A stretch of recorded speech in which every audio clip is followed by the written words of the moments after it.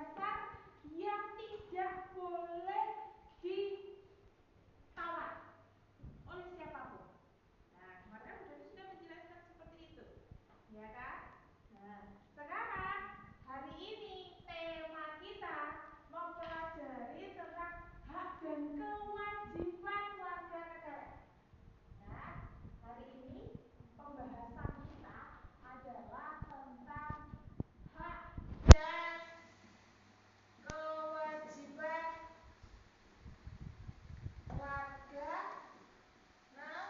negara. Nah, lihat.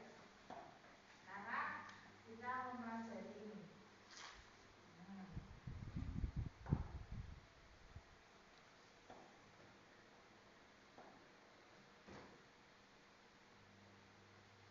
Hak dan kewajiban warga negara. Ini dia. Ada gambar, ya, ada gambar tentang apa ini? Kira-kira gambarnya tentang apa yang atas?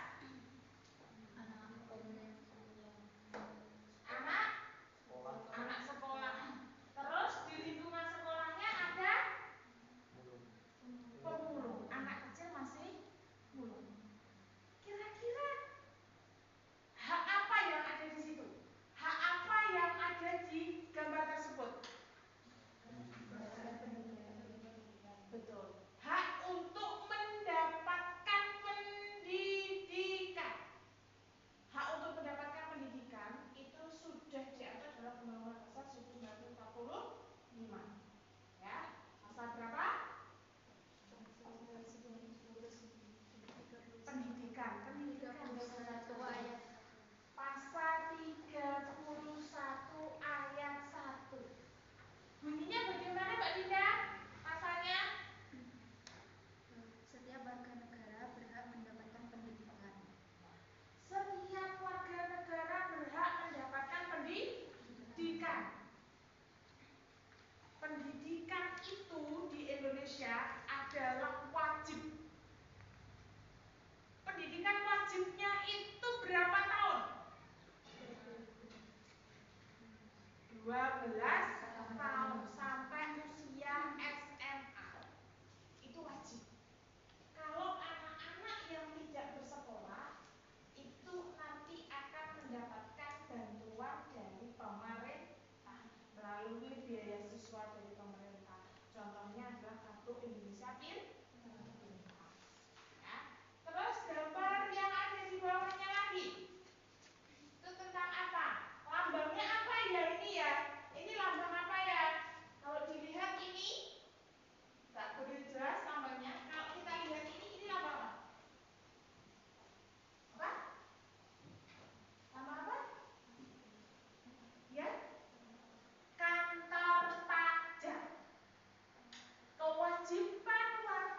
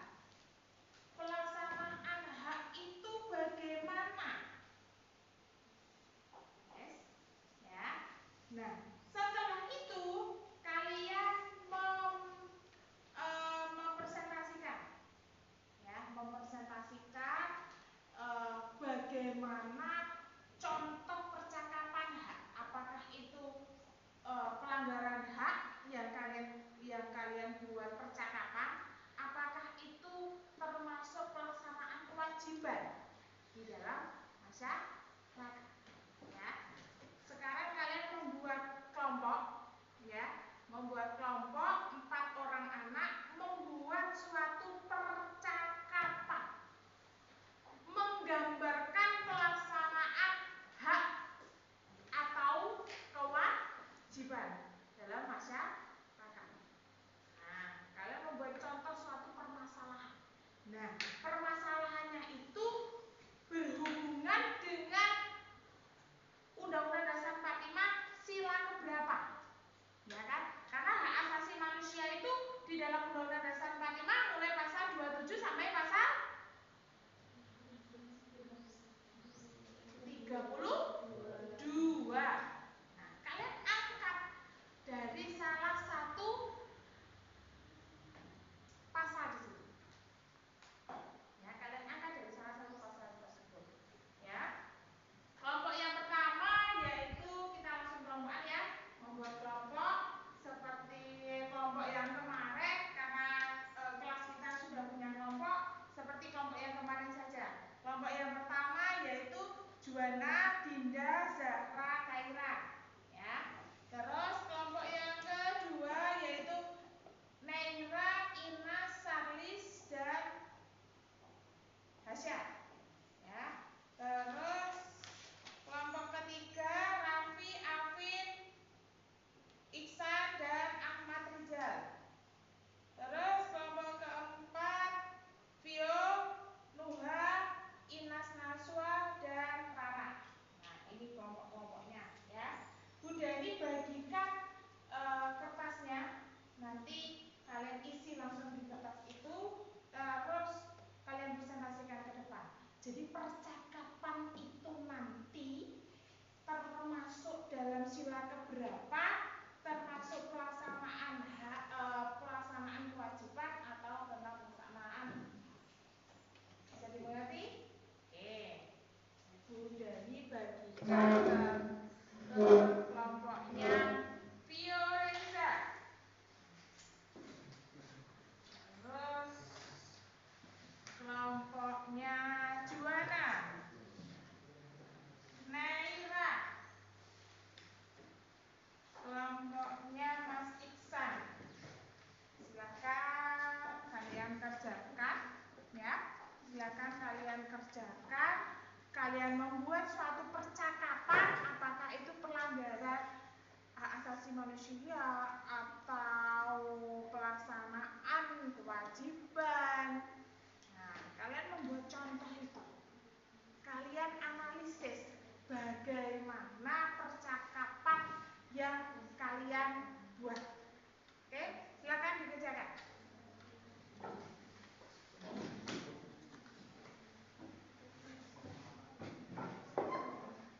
Ngumpul jadi satu bersama kelompoknya.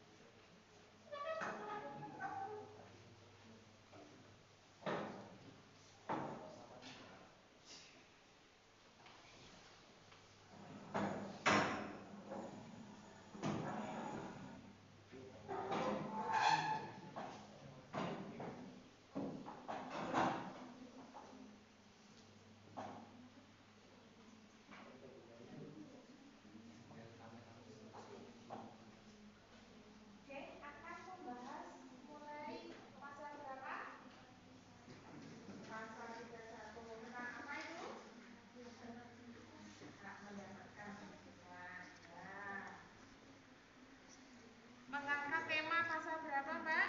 29. Tentang apa? Hak beribadah. Yeay. Kelompok sini penghidupan yang layak termasuk pasal 27 ayat 2 ya. Kelompoknya Mas Iksan mengangkat tema pasal berapa? Pasal 28 tentang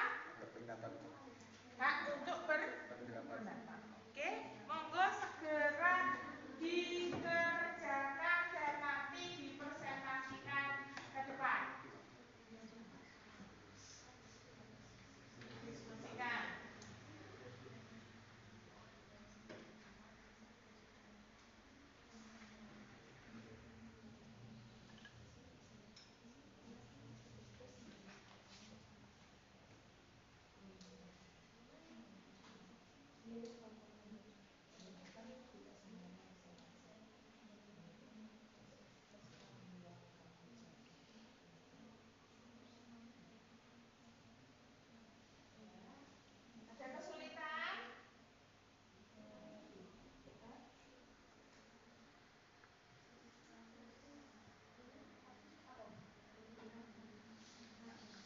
Pendapat A menitipkan hak asasi ke pihak BPN sesuai pada surat 93. Ini apa, Beb? Salah satu ini ya berarti ya. Ini berhubungan dengan Pancasila yang dapat berapa? Tadi itu apa? Kehidupan yang layak. Kehidupan yang layak. Hak asasi manusia betul. Sudah.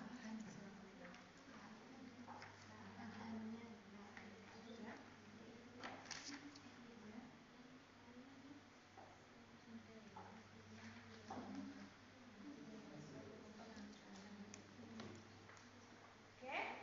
Sudah selesai? Sudah? Siap? Yuk, kita siapkan untuk presentasi ke depan. Kelompoknya juara kayaknya sudah siap. Yuk, kelompoknya juara silakan maju ke depan. Mempresentasikan hasil kerja kelompoknya.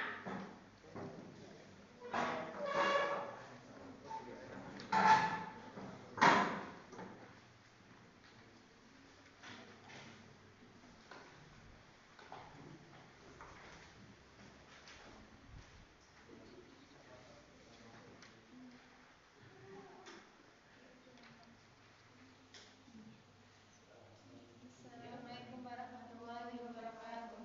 Waalaikumsalam warahmatullahi wabarakatuh. Di sini kami akan mempresentasikan hak asasi pekerjaan dan kehidupan yang layak dari UUD NRI tahun 1945 pasal 27 ayat 2 yang berbunyi tiap-tiap warga negara berhak atas pekerjaan dan kehidupan yang layak bagi kemanusiaan.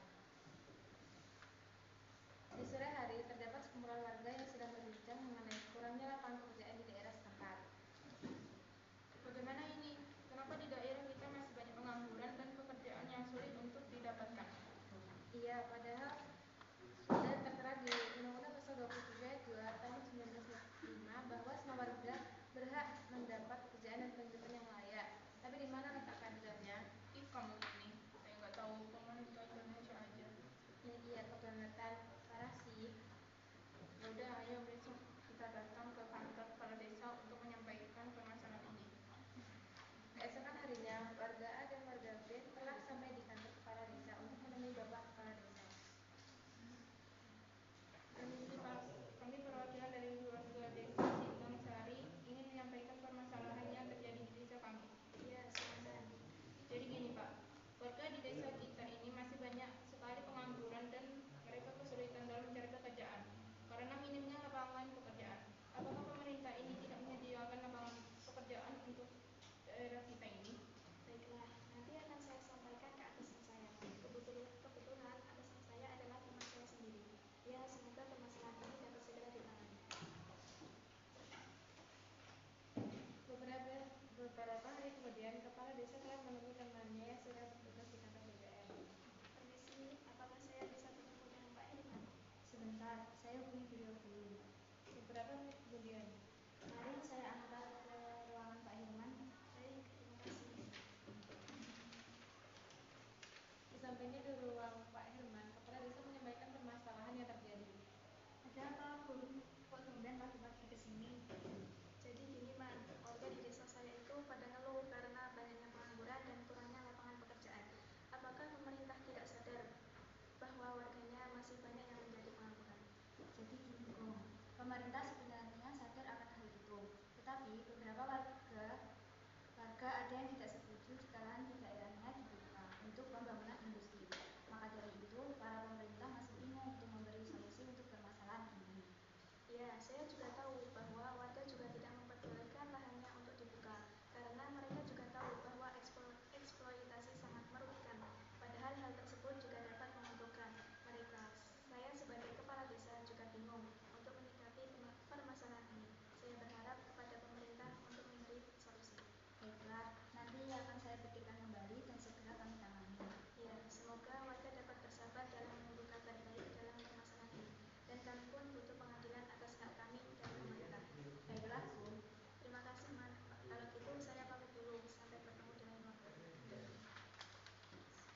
saudara kami, sekurang lebihnya mohon maaf.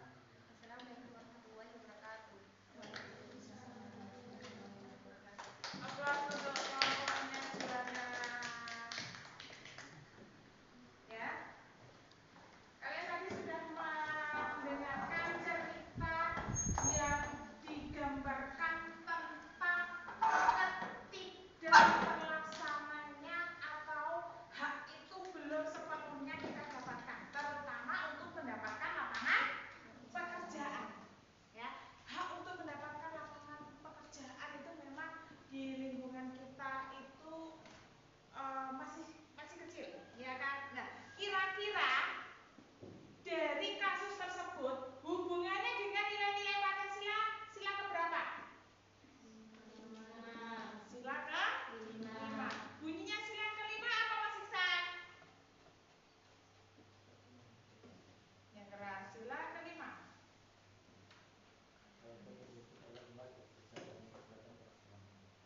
Apa?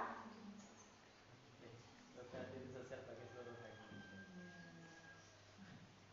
Keadilan sosial bagi seluruh rakyat Indonesia. Hak untuk mendapatkan pekerjaan itu adalah hak kita. Hak kita. Jadi pemerintah itu harus menyediakan lapangan pekerjaan. Tetapi kita juga harus kreatif. Jangan hanya mengandalkan pemerintah. Hidup kita sudah kemajuan teknologi. Kreativitas kita juga harus diasah. Iya kan? Kreativitas kita itu banyak sekarang di bidang kuliner, ya kan? Kita bisa menjadi bos di rumah kita sendiri. Kalau kuliner kan kita yang masak, kita yang mengerjakan, kita yang menjual, kita jadi bos. Nah, itu kita malah mendapatkan plus, ya kan? Menciptakan pekerjaan untuk diri kita sendiri. Kalau usaha kita sudah besar, kita akan membuka pekerjaan untuk orang lain. Nah, seperti itu ya. Kita akan membantu hak orang lain juga. Nah, kita akan membantu hak orang lain. Kalau kita sudah merekrut orang, kita sudah memperkerjakan orang, memberikan pekerjaan kepada orang, jangan lupa kewajiban kita. Kewajibannya apa? Kewajiban kita apa? Membayar pajak. Tuh. Nah, kalau usaha kita yang besar, pasti ada pajak usaha. Nah, itu dia. Ada yang ditanyakan dari presentasi yang disampaikan oleh kelompoknya Juana? Ada yang ditanyakan? Cukup? Oke. Karena waktu kita sudah tinggal sedikit, ya. Kelompok yang lain minggu depan satu persatu presentasi kembali, ya. Oke? Karena tidak ada yang ditanyakan, ya. Kesimpulan dari pelajaran hari ini adalah hak asasi manusia itu hak dasar yang dimiliki oleh setiap warga negara Indonesia. Negara Indonesia itu adalah negara yang mengakui akan adanya hak asasi manusia. Ya, adanya negara Indonesia itu adalah negara hukum. Negara hukum itu adalah negara yang menjunjung tinggi adanya hak asasi manusia dengan digambarkan tertulis dalam Undang-Undang Dasar 1945 pasal 27 sampai pasal 32. Dalam nilai-nilai Pancasila, hak asasi manusia yang paling pokok itu di dalam sila ke-5. Ya. Itu dia. Terus minggu depan kita akan membahas tentang kasus-kasus pelanggaran hak asasi manusia. Kasusnya apa? Bagaimana solusinya? Kita bahas minggu depan. Bisa dimengerti ya? Nah, minggu depan kalian membawa